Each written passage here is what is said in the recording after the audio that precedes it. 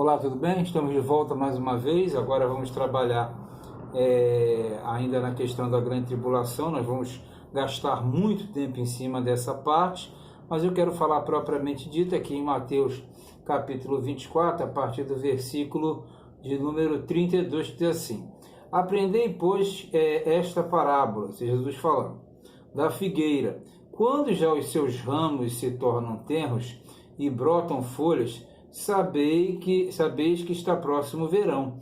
Igualmente, quando virdes todas estas coisas, sabei que ele está próximo às portas. Ele, Jesus. Em verdade vos digo que não passará esta geração sem que todas estas coisas aconteçam. O céu e a terra passarão, mas as minhas palavras não hão de passar. Vamos lá. Então, não confundindo, voltando ao nosso raciocínio, na verdade, nós temos aqui a seguinte situação. Você já percebeu que tem o arrebatamento da igreja, ficou Israel, o anticristo é entronizado, domina e tal. Você fala assim, mas como é que eu sei o tempo certo e o momento certo que essas coisas acontecerão? Claro que nós não podemos adivinhar, porque Deus, ele proíbe a adivinhação. Muitos aí no nosso meio ficam adivinhando, jogando prognóstico, dizendo que é Deus. É um negócio complicado, né? Porque Deus falou para não ficar adivinhando, nem tentar adivinhar futuro, nem tal, mas tudo bem. O que você tem que fazer é analisar o que ele deixou escrito. Então aqui diz, quando a figueira começa a florescer, então tem que me basear pela figueira. Tu fala, mas quem é a figueira? A figueira é Israel. Porque na Bíblia, árvores simbolizavam e simbolizam Israel. Por exemplo, você tem a videira, né, que produz a uva, você tem a oliveira, que produz o azeite, você tem a figueira, que produz o figo, que produz o doce, não é? E tem a romeira também, mas é outro aspecto. Então, pelo menos, no mínimo, aí 3 árvores simbolizam Israel: videira, figueira e oliveira. Então, quando ele fala assim, viste que a figueira voltou a florescer, aqui diz, né, no versículo, aprender a parábola da figueira, quando a figueira volta, ele usa o exemplo que a figueira seria a próxima a florescer dentro daquele período, e no verão ela brota, não é? Então ele compara Israel à figueira. Então ele fala, quando a figueira volta a florescer, ele fala, mas se a figueira é Israel, quando é que a figueira voltou a florescer? A figueira voltou a florescer quando Israel voltou ao seu estado, ao seu território na Palestina. Isso aconteceu em 1948. O decreto saiu no dia 5 de maio de 1948, com o voto Minerva de Oswaldo Aranha, que era o diplomata representante do Brasil na ONU.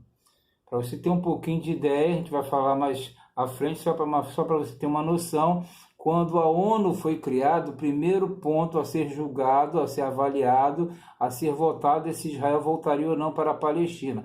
E o sim prevaleceu com o voto de um brasileiro, e Israel voltou à terra. Então a figueira, porque vamos entender isso aqui, se você pegar as profecias lá de trás, quando Deus tirou o povo dele de Israel, e jogou na disciplina mundial, ele arrancou essa árvore pela raiz, e lançou fora. Então, mesmo Deus que arrancou a árvore pela raiz, e a árvore é Israel, ele trouxe novamente essa árvore e a replantou no território com a raiz. Porque ainda que ele tenha sido arrancado, a raiz não secou, porque Deus não deixou a raiz secar. Isso aí vai bater com o Vale dos Ossos Secos, com outras passagens, que não é o caso nesse momento. Mas você tem que entender isso. Quem é a figueira? Já esqueci aqui de ligar outra luz, né? Quem é a figueira? A figueira é Israel. Então, quando Israel voltou a ser plantado, ele voltou a produzir. Então ele fala, visto quando a figueira voltar a florescer, né, não passará esta geração, porque ele diz assim, sabei que está próximo às portas. Não passará esta geração sem que todas estas coisas aconteçam. Você vai passar essa geração, qual geração? A geração da figueira. Ele não está se referindo lá atrás, né? Porque eu falo, pô, mas peraí, aquela geração já acabou, tem 2000 e tantos anos, né? Eu vou falar aqui 2019, mas daqui a pouco o tempo passa, quando você assistir esse vídeo na frente, fala, pô, mas já tem 2 anos e tal. 2000 alavanca anos, né? 2000 e tal anos, né? Do cristianismo. Aí ele falou, não passará esta geração, ele não está se referindo lá atrás. Porque cada época é uma geração. Você tem a geração de Davi, a geração de Abraão, a geração de Noé, a geração de Salomão, a geração... Então, geração é um período demarcado.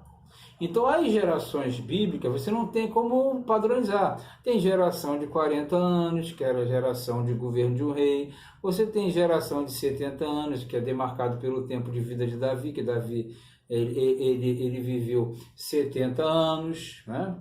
Você tem demarcação de 120 anos, que é a demarcação do dilúvio, é uma geração, dilúvio na época de Noé. Tem a geração de Abraão, que é enorme, enfim, você não tem como basear. Mais uma coisa você tem como basear. Quem volta? Cristo. O que ele faz? Reorganiza. Quem é o grande protótipo de Cristo? É Davi. Então, se você pegar de todos os exemplos de gerações, a geração que mais exemplifica a volta de Cristo é a geração de Davi. Por que isso? Porque o 70 está envolvido. Então, se você trabalhar em cima do ano 70, né, do número 70, você vai contar 70 a partir de 1948. Então, a partir de 1948, o relógio foi acionado. Pô! A árvore foi replantada, né? A figueira foi replantada. Então, ele diz, não passará esta geração. Qual geração? A geração da figueira replantada. A geração da figueira no lugar. A geração da reestruturação de Israel como povo, como nação, né? Como soberano. E isso aconteceu em 1948. Então você bota lá 48, aí 58, 68, 78, 88, 98, 8, 18. 18. Então 70 dá 2018. Nós estamos em 2019. Então já falhou. Calma, calma. Você não pode trabalhar com números exatos, porque não existem números exatos. Isso aqui é uma análise. Porque se a geração não for de 70, for de 80, se for de 90, se for de 120, Deus ele não vai deixar o cara descobrir. Você só vai descobrir analisando os fatos e estudando as escrituras. Eu não tenho que adivinhar, ficar dizendo, ele vai voltar dia tal de tal, como muitos fazem. Loucura, isso é aberração. Deus está me mostrando que Jesus volta no ano de tal, no mês tal. Aí fica olhando para o céu. Ué, falhou, não voltou, como já fizeram na história. Muitos disseram que Jesus voltou em 1916, 17, outro 1800 e não sei quanto. Chute. Deus falou, ninguém sabe, ninguém sabe, nem os anjos, nem o filho, só o Pai sabe o dia e hora. Então é errado você não, tu não está falando que tem uma regra, eu estou falando de cálculo, de aproximação baseado na escritura, eu não estou falando de você ficar chutando data, nem isso, nem. Eu falo assim, no dia 25 de dezembro o sol escurecerá e vou cantar a Cristo na noite de Natal, meia-noite. Isso é mentira, não estou falando isso aqui não, estou falando que você tem que analisar. Então, dentro dos fatos e da análise, você sabe que ele está às portas e que o céu e a terra passarão, mas que as palavras de Cristo não hão de passar. Você vai ficar por aí por enquanto. Depois a gente vai falar mais, que você vai perceber que os assuntos são grandes, são muito abrangentes e, em certo ponto, são complicados. Se a pessoa não souber utilizar isso aqui, vai falar besteira por aí e não é o caso. Veja bem, está tudo bem. Não tente adivinhar, nós não somos gurus gospel. Alguns querem um tipo de guru gospel, né? Que é ganhar estrelinha, né? Eu avisei, vedes que eu avisei que aconteceria. Sai fora. tá bom? Mas vamos estudar mais e Deus abençoando. Vai orando para Deus te abençoar mais ainda.